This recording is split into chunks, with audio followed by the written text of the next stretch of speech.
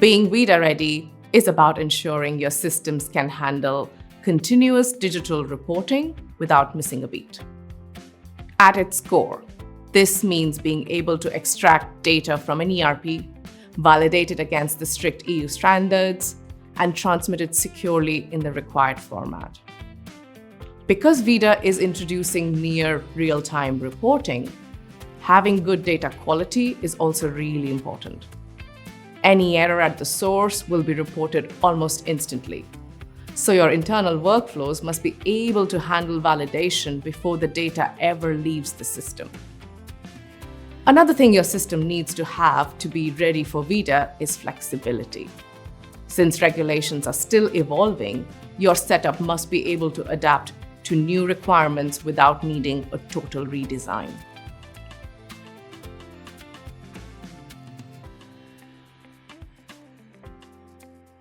As one of the central pillars of ViDA is digital reporting requirements, it is safe to say that ViDA will definitely require real-time data exchange between systems.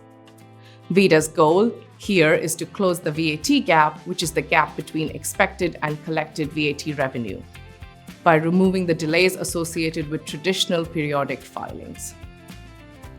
Moving forward, for cross-border transactions within the EU, data must be exchanged and reported to tax authorities shortly after the invoice is issued.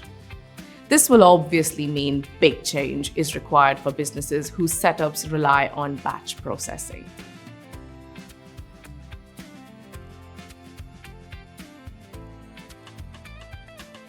ViDA will be a significant catalyst for ERP and finance system updates. To cope with ViDA's requirements, these systems will need to be able to produce structured invoice data, support additional reporting requirements, and maintain a high level of accuracy. For those businesses whose ERP setups weren't designed for continuous reporting, this will be a real issue. The two main options available to those in this position are to extend your ERP or connect it to an external provider to handle compliance. Which one you choose depends on your resources and expertise and how much internal effort you're willing to expend.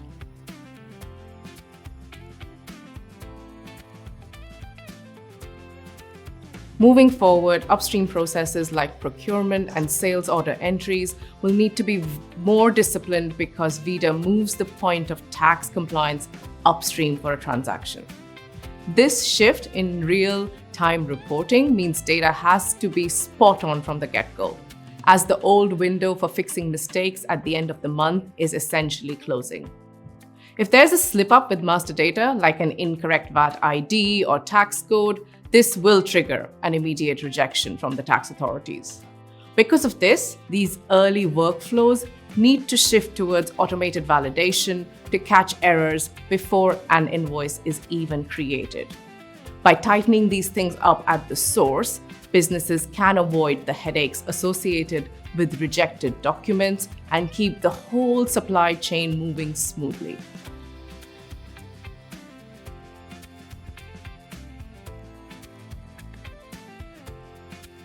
I would say there are three big mistakes that a lot of businesses make when preparing for ViDA. The first is lack of internal alignment. ViDA impacts everything from IT to procurement, so failing to set clear ownership across departments will inevitably lead to a fragmented and messy strategy. The second is not prioritizing data quality. Many businesses still rely on manual fixes. But since reporting is increasingly near real time, even small errors will trigger immediate rejections. Automation only works if the data is spot on from the get-go. The third common mistake is using misaligned platforms that don't talk to each other. These integration gaps quickly become major bottlenecks as deadlines loom and make it impossible to scale as transaction volumes grow.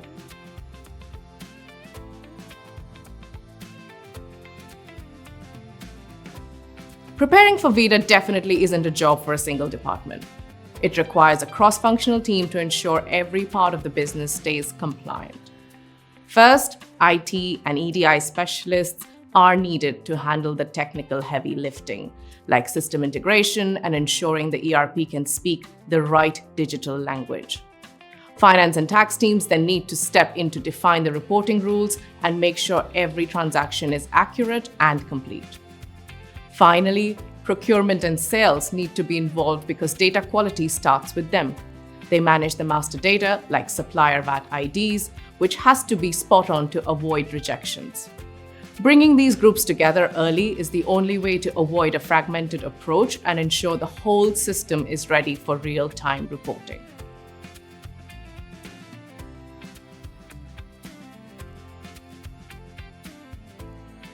A good starting point is to look at your own system landscape and identify where the gaps are. From there, take a close look at your data quality and fix issues before they become a bigger problem. You also need to think about how data actually flows from your systems, between your systems, especially with faster reporting requirements coming in. It's a really good idea to clearly define roles and responsibilities across your teams to make sure nothing falls through the cracks. And then it's really about testing. Start early, test properly, and roll things out step by step. That way, you reduce risk and avoid surprises later on.